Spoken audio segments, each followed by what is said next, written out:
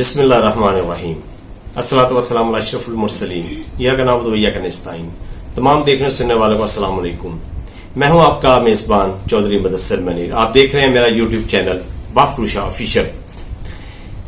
ناظرین، کل ختم نبوت پلیٹ فارم کے زیر اہتمام اس ختم نبوت پلیٹ فارم سے لوگوں کی ایک بہت بڑی تعداد سپریم کورٹ کے سامنے، پارلیمنٹ ہاؤس سے ہوتے ہوئے، ریڈ زون سے ہوتے ہوئے وہ سپریم کورٹ کے سامنے پہنچ کر انہوں نے بہت زیادہ احتجاج کیا۔ فورسز نے انہیں روکنے کی بھی کوشش کی، لیکن چونکہ تعداد زیادہ تھی اور یہ سب کے سب یہ کوئی سیاسی ایشو نہیں، یہ سب کے سب مذہبی ایشو کی وجہ سے اکٹھے ہوئے، ان کے دل آزاریاں ہوئی ہیں۔ اور ایک جو بڑا متنازع اور غیر آئینی فیصلہ دیا ہے چیف جسٹس آف پاکستان قاضی فائز عیسیٰ صاحب نے، جس کو تقریباً پاکستان کی تمام مذہبی جماعتوں نے مسترد کیا ہے۔ اس میں چاہے ٹی ایل پی ہو، JUIF ہو، مفتی منیب الرحمان ہو، علامہ مفتی تقی عثمانی صاحب ہوں، اسلامی نظریاتی کونسل ہو، تمام کے تمام نے انہیں مسترد کیا ہے۔ اور اس میں جتنے بھی علماء ہیں تمام مسالک کے، ان کا اس چیز پہ اتفاق ہے کہ یہ ایک غیر آئینی غیر قانونی فیصلہ ہے۔ اس میں چاہے علامہ راجہ ناصر عباس صاحب ہو، ساجد نقوی صاحب ہو، منہاج القرآن ہو، دعوت اسلامی ہو، دعوت جماعت اسلامی ہو، تمام کی تمام نے انہیں مسترد کیا۔ اور کل بڑی زبردست انہوں نے نعرے بازی کی۔ انہوں نے جو مین زور دیا ہے، اس پہ جو مین فوکس تھا مظاہرین کا ختم نبوت پلیٹ فارم کا، وہ یہی تھا کہ یہ فیصلہ فی الفور واپس لیا جائے اور چیف جسٹس آف پاکستان اپنے عہدے سے استعفیٰ دے۔ اور چیف جسٹس صاحب نے اسے جلدی میں ریویو لگوایا ہے اور یہ 22 تاریخ کو اس کا فیصلہ ہونا ہے، اور امید کی جا رہی ہے کہ انشاءاللہ ایسا فیصلہ ہوگا جو تمام کے تمام مکاتب فکر ہے، تمام جماعتیں اسلامی، مذہبی تنظیمیں ہیں، مذہبی جماعتیں ہیں، تمام کے تمام کے لیے یہ بڑا قابل قبول اور آئین و قانون کے مطابق فیصلہ ہوگا۔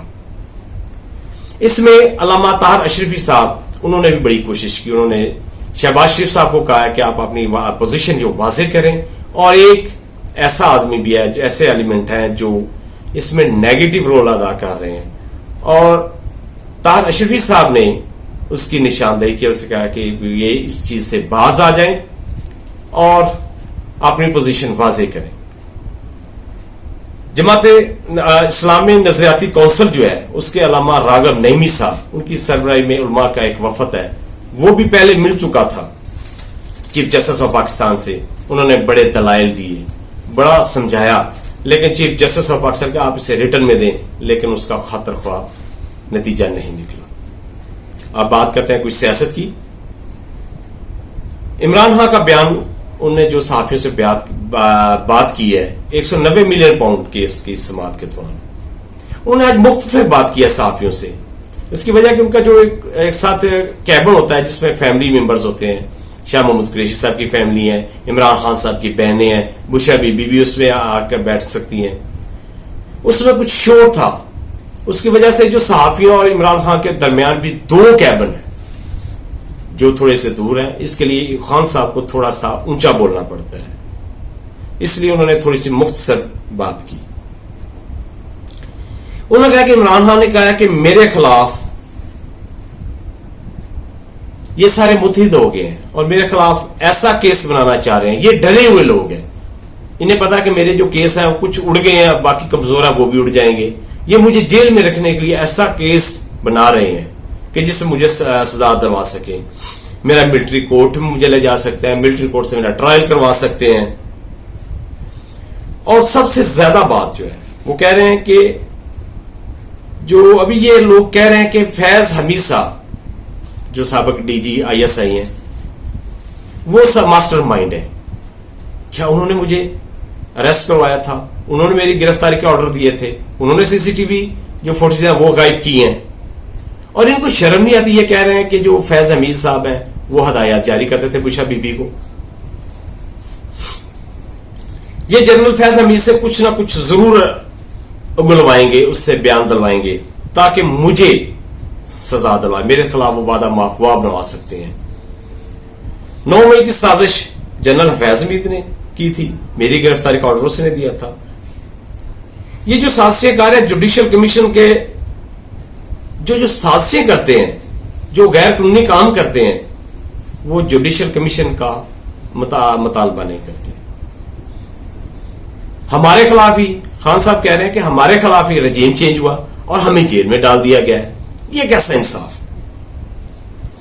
اور یہ لوگ ڈرے ہوئے ہیں، خان صاحب کہتے ہیں کہ یہ لوگ ڈرے ہوئے ہیں کہ چیف جسٹس صاحب جو ہے فائز عیسیٰ صاحب یہ تبدیل ہو جائیں، یہ چلے جائیں گے تو اس کے بعد ان کی جو الیکشن میں انہوں نے جو چوری کی ہے وہ کھل جائے گی، اور یہ الیکشن کا وہ جو کیس ہے وہ بھی سنا جائے گا، ہر چیز سامنے آ جائے گی اور یہ ایکسپوز ہو جائے گی۔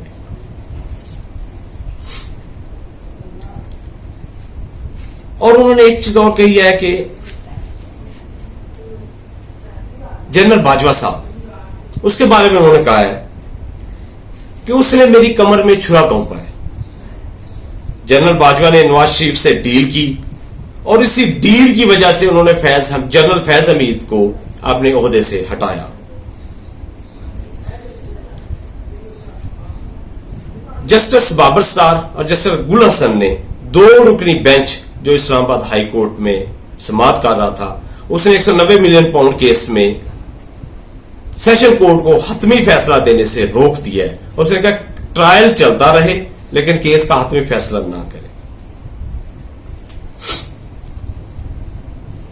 عمران خان صاحب اسلام آباد ہائی کورٹ پہنچے ہوئے تھے۔ اسلام آباد ہائی کورٹ میں عمران خان کا کیس سنا، 190 ملین پاؤنڈ کے کیس کے خلاف درخواست سنی، جس میں انہوں نے کہا کہ جسٹس بابر سٹار اور جسٹس گل حسن اورنگزیب کو درخواست دی تھی کہ نیب نے اپریل 2020 میں اپنے 243واں مطلب 343 جو اجلاس ہے اس میں ایگزیکٹو اجلاس میں 190 ملین پاؤنڈ کیس کا جو ریفرنس ہے وہ بند کر چکے ہیں۔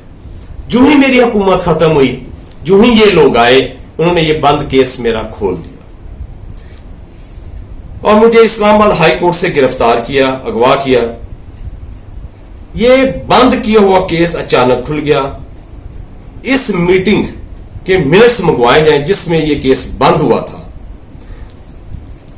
نیب ترامیم قوانین جو ہیں اس کے مطابق جب تک نیب ترامیم کے سپریم کورٹ میں، سپریم کورٹ کا فیصلہ ہے کہ کوئی احتساب کی عدالتیں جو ہیں اس کا کوئی فیصلہ نہ کریں اور نہ کوئی حتمی فیصلہ کریں۔